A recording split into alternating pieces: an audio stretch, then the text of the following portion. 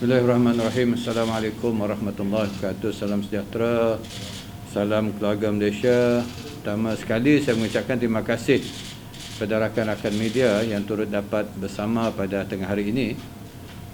Ini lanjutan daripada apa yang telah diumumkan berhubung kait dengan 4 lebuh raya oleh pihak konsesi, dan juga Yang Amat Berhormat Perdana Menteri awal tadi telah mengeluarkan statement bahawa kerajaan telah memutuskan untuk penstrukturan semula 4 lebuh raya di Lembah Kelang.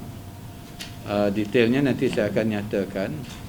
Tujuannya tidak lain dan tidak bukan ialah pertama sekali melihat kepada apa yang dilalui dalam proses konsesi ini, lebuh raya keseluruhannya, di mana tumpuan kita ialah pada rakyat, kepada kerajaan dan juga pihak syarikat konsesi. Pendekatan kita ialah untuk menang-menang.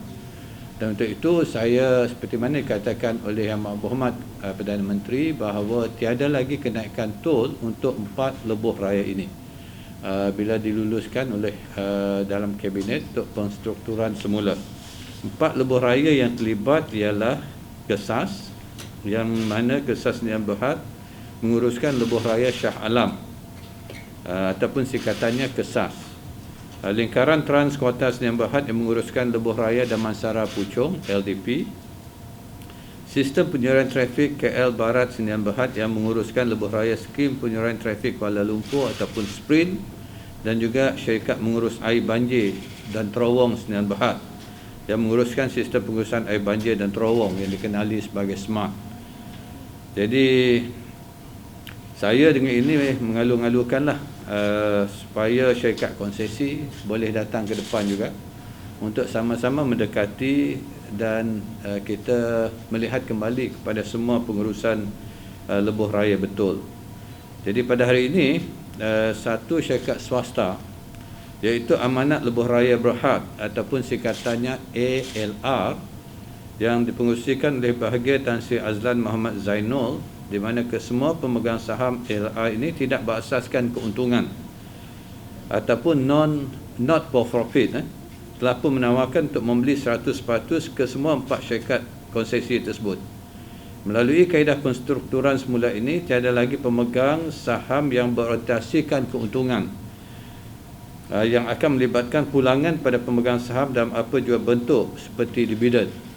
Pemegang-pemegang saham sedia ada pula yang diantaranya terdiri pada KWSP, KUAP dan juga PNB dan Lembaga Tabung Haji akan mendapat pulangan lebih awal daripada sepatutnya.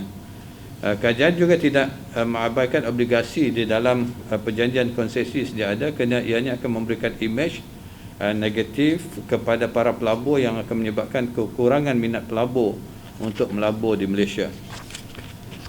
Untuk itu maka apa yang akan berlaku ialah pelaburan di dalam negara akan berkurang dan akan menyebabkan rakyat menghadapi kesukaran.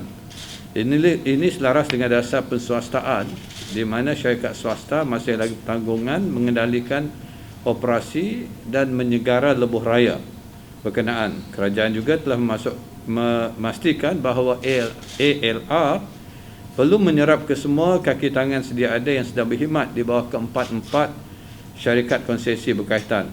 Dengan itu, tiada isu pembuangan pekerja berhubung cadangan penstrukturan ini. Justru status bagi kesemua pekerja di bawah syarikat konsesi ini adalah terjamin. Jadi sudah pasti persoalan daripada para media apa yang berlaku dengan cadangan sebelum ini. Iaitu cadangan sebelum ini, kerajaan sebenarnya di bawah kerajaan yang terdahulu nak mengambil alih syarikat ini, tapi kerajaan terpaksa membayar dengan jumlah yang begitu besar, lebih kurang 6 bilion lebih. Manakala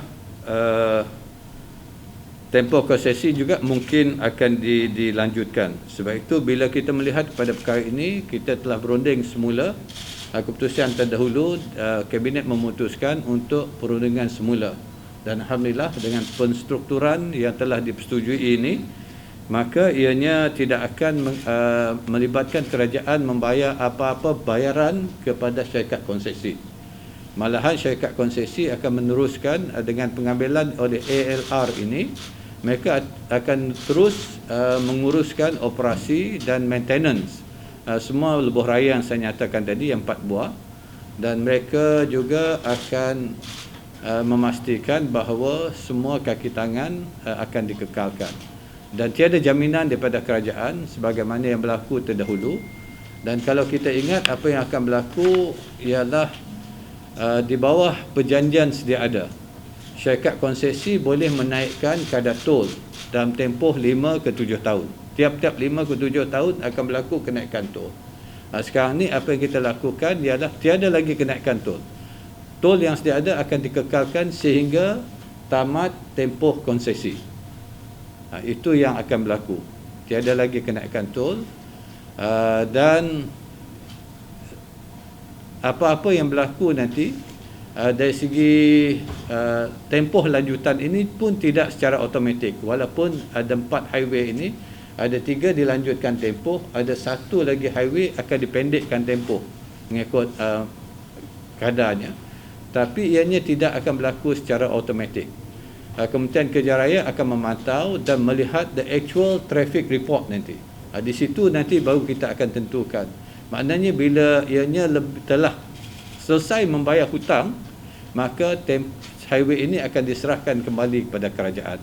Yang penting sekarang ni ialah ALR mengendalikan highway ini memadai untuk menyelesaikan hutang-hutang yang sedia ada. Selesai saja, maka ianya akan dikembalikan pada kerajaan. Inilah kaedah yang kita laksanakan sekarang ini.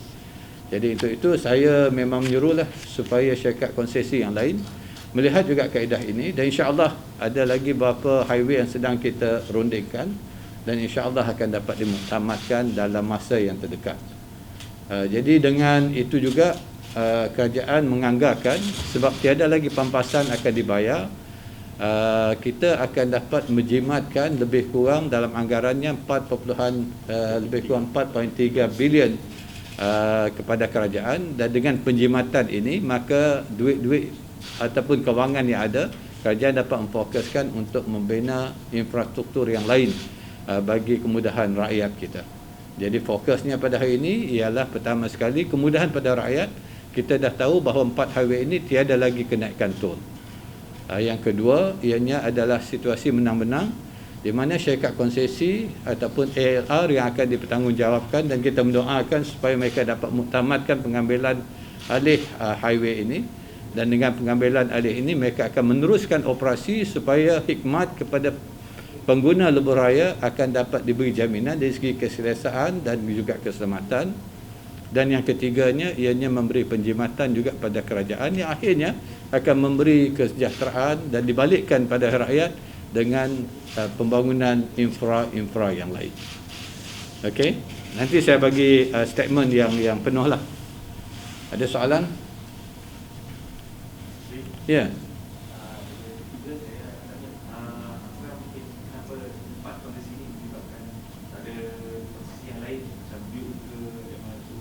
Yang lain-lain sedang dirondengkan. Nanti akan ada pengumuman melibatkan yang lain-lain kalau dapat dimuktamadkan. Hari ini hanya 4 highway ini yang telah dimuktamadkan perundingan, yang mana perundingan ini dikendalikan secara bersama di antara saya, Kementerian Kewangan, Menteri Kewangan dan juga Menteri Ekonomi yang terlibat dalam perundingan dan mesyuarat beberapa kali dan beberapa siri yang lalu, sehingga akan diputuskan di peringkat kabinet. ALR tadi, amanat lebuh raya. Bila yang tu nanti kita bila sebaik dipersetujui, perjanjian ditandatangani, maka mereka akan muktamadkan pengambilan alih itu dengan penyerahan oleh pihak Gamuda kepada pengurusan yang baru. Ya.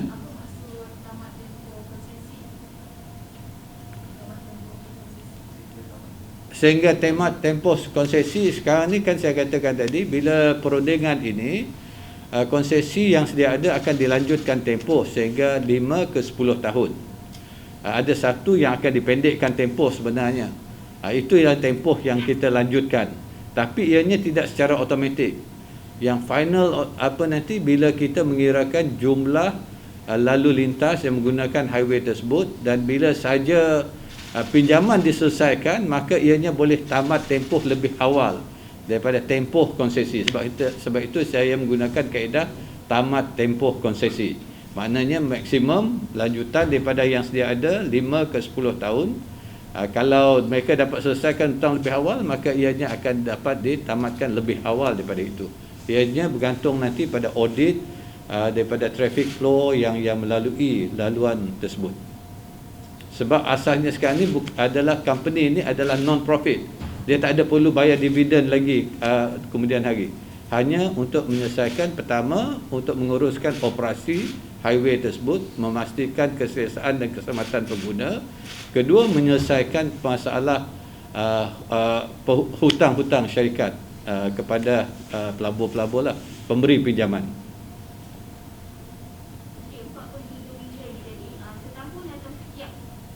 Tak keseluruhan. Bila habis selesai tempoh konsesi, anggaran awal yang kita jangkakan, kerajaan akan dapat menjimatkan lebih kurang 4.3 bilion.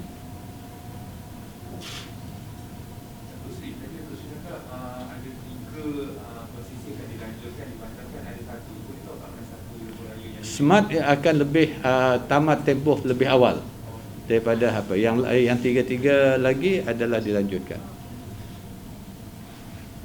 Detail nanti kita akan berikan. You all boleh ada kan maklumat tu untuk di-sharekan kepada pemberita semua. Ada lagi? Kemungkinan untuk naik tol mungkin tak ada, tapi kemungkinan untuk turun boleh tak? Jika dipercepat di hari-hari. Yang tu tunggu pengumuman. Setakat ini apa yang kita jamin, part highway ini tidak akan ada lagi kenaikan tol. Maknanya dah tetaplah pada kadar yang sedia ada untuk semua jenis kenderaan ni.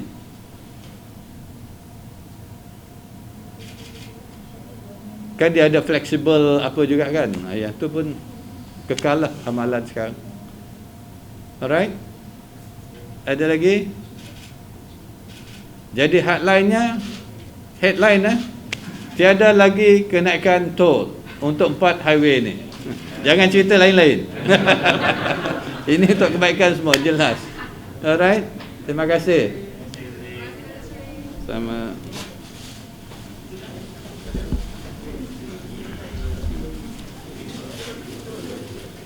Dah share ni taknya statement. Boleh share lah. Okay. Ingat you all nak bagi penjelasan. So far tak ada soalan, tak boleh. You all make sure on communication team. Yes. To ready lepas. Kita mula kita punya website sebenarnya. Kita akan bantu. So apa-apa isu berbangkit semua. So coordinate dengan our com so that kita dapat respon. Okay.